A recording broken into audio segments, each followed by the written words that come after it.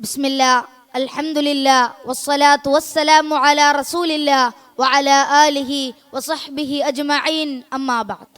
ബഹുമാനപ്പെട്ട വേദിയിലും സദസ്സിലുമുള്ള വ്യക്തിത്വങ്ങളെ, എൻ്റെ പ്രിയപ്പെട്ട സഹോദരി സഹോദരന്മാരെ, അസ്സലാമു അലൈക്കും വറഹ്മത്തുള്ളാഹി. ഇന്ന് സാംസ്കാരിക വൈവിധ്യങ്ങളുടെയും സഹിഷ്ണുതയുടെയും മനോഹരമായ ഒരു പൂന്തോട്ടമായി ലോകം വാഴ്ത്തിയ ഭാരതമെന്ന മഹാരാജ്യത്തെക്കുറിച്ച്, അതിൻ്റെ ഇന്നലകളെയും ഇന്നുകളെയും നാളെകളെയും കുറിച്ച് സംസാരിക്കാനാണ് ഞാൻ ഇന്നിവിടെ നിൽക്കുന്നത്. അതെ, നമ്മുടെ രാജ്യത്തിൻ്റെ ഇന്നലകളിൽ ഇന്ന് ലോകത്തിന് മാതൃകയായിരിക്കുന്നു. വൈദേശികാധിപത്യത്തിന്റെ ചങ്ങലക്കെട്ടുകൾ പൊട്ടിച്ചെറിയാൻ ജാതിക്കും മതത്തിനും വർണ്ണത്തിനും അപ്പുറം ഇന്ത്യൻ എന്നൊരൊറ്റ വികാരത്തിൽ നാം ഉറച്ചു നിന്നു. ആലി മുസ്ലിയാരും വാരിയം കുന്നത്തും മഹാത്മാഗാന്ധിയും സുഭാഷ് ചന്ദ്രബോസും ഭഗത് സിംഗുമെല്ലാം കണ്ട സ്വപ്നം നീതിയും സമത്വവുമുള്ള ഒരു ഇന്ത്യയായിരുന്നു. ആ പോരാട്ട വീര്യമാണ് ഇന്ന് നമ്മെ ലോകത്തിലെ ഏറ്റവും വലിയ ജനാധിപത്യ രാജ്യമായി നമ്മെ നയിച്ചത്. മതാതീത സൗഹാർദ്ദവും വൈവിധ്യത്തിലെ ഏകത്വവുമായിരുന്നു ആ ഇന്ത്യയുടെ നട്ടെല്ല്. അതെ, നമ്മുടെ ഇന്ത്യയുടെ ഇന്ന് എന്നത് വെല്ലുവിളികളും വർത്തമാനവുമാണ്. എന്നാൽ ഇന്ന് നാം എവിടെ നിൽക്കുന്നു എന്ന് ഗൗരവമായി ചിന്തിക്കേണ്ടിയിരിക്കുന്നു. സ്വാതന്ത്ര്യത്തിന്റെ അമൃത മഹോത്സവങ്ങൾ ആഘോഷിക്കുമ്പോഴും നമ്മുടെ ഭരണഘടനാ മൂല്യങ്ങൾ വെല്ലുവിളിക്കപ്പെട്ടുകൊണ്ടിരിക്കുകയാണ്. വിദ്വേഷത്തിന്റെയും വർഗീയതയുടെയും രാഷ്ട്രീയ ലാഭങ്ങൾക്കായി ജനങ്ങളെ ഭിന്നിപ്പിക്കാനുള്ള ശ്രമങ്ങൾ നടക്കുന്നു. പട്ടിണിയും തൊഴിലില്ലായ്മയും വർദ്ധിക്കുമ്പോഴും അനാവശ്യമായ തർക്കങ്ങളിലേക്ക് രാജ്യം വഴിമാറുകയാണ്. സമാധാനവും സഹിഷ്ണുതയും നമ്മുടെ മണ്ണിൽ നിന്ന് പടിയിറങ്ങുന്നുവോ എന്ന് ഭയപ്പെടാണ് ഇന്നുള്ളത്. അതെ, നമ്മുടെ നാളെ എന്നത് പ്രതീക്ഷകളാണ്.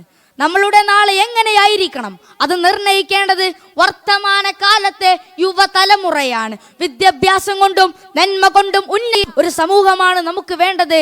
അവിടെ ദളിതനും മുസ്ലിമിനും ക്രിസ്ത്യാനിക്കും സവർണരും അവരവരുടെ വിശ്വാസങ്ങൾ സംരക്ഷിച്ചുകൊണ്ട് അന്തസ്സോടെ ജീവിക്കാൻ കഴിയണം.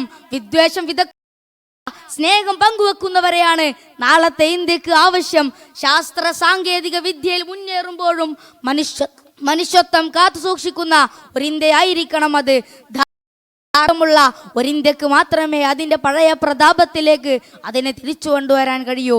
വർഗീയതയും ചേരിതിരിവും രാജ്യത്തിൻ്റെ ഐക്യത്തിന് ഭീഷണിയാകുമ്പോൾ ത്തിന്റെയും സാഹോദര്യത്തിന്റെയും സ്നേഹത്തിന്റെയും ഇസ്ലാമിക സന്ദേശങ്ങൾ പ്രചരിപ്പിക്കുക എന്നത് നമ്മുടെ ബാധ്യതയാണ്.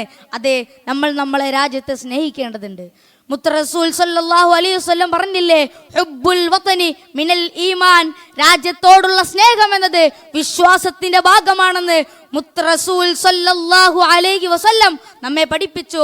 വിശുദ്ധ ഖുർആനിലെ 49-ാം അധ്യായം സൂറത്തുൽ ഹുജറാത്തിലെ 13-ാമത്തെ ആയത്തിൽ അല്ലാഹു പറയുന്നു, അഊദു ബില്ലാഹി മിനശ് ശൈത്വാനിർ റജീം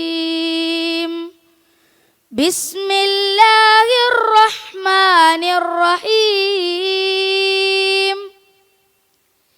യാ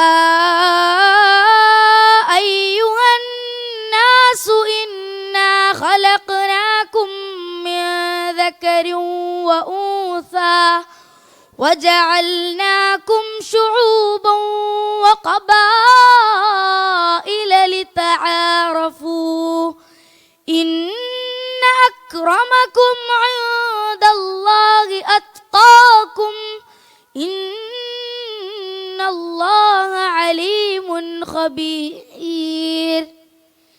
ജനങ്ങളെ, നിങ്ങളെ നാം ഒരാണിൽ നിന്നും ഒരു പെണ്ണിൽ നിന്നുമാണ് സൃഷ്ടിച്ചത്. നിങ്ങൾ പരസ്പരം മനസ്സിലാക്കുവാൻ വേണ്ടിയാണ് നിങ്ങളെ വിവിധ ഗോത്രങ്ങളാക്കിയത്. ധാർമ്മിക ബോധമുള്ള ഒരു ഇന്ത്യക്ക് മാത്രമേ അതിൻ്റെ പഴയ പ്രതാപത്തിലേക്ക് അതിനെ തിരിച്ചു കൊണ്ടുവരാൻ കഴിയൂ. ഭിന്നിപ്പിന്റെ മതിലുകളില്ലാത്ത നീതി പുലരുന്ന ഒരു സുന്ദര ഇന്ത്യക്കായി നമുക്ക് കൈകോർക്കാം. ഇത്രയും പറഞ്ഞുകൊണ്ട് ഞാൻ എൻ്റെ വാക്കുകൾ ഉപസംഹരിക്കുന്നു. അസ്സലാമു അലൈക്കും വറഹ്മത്തുള്ളാഹി.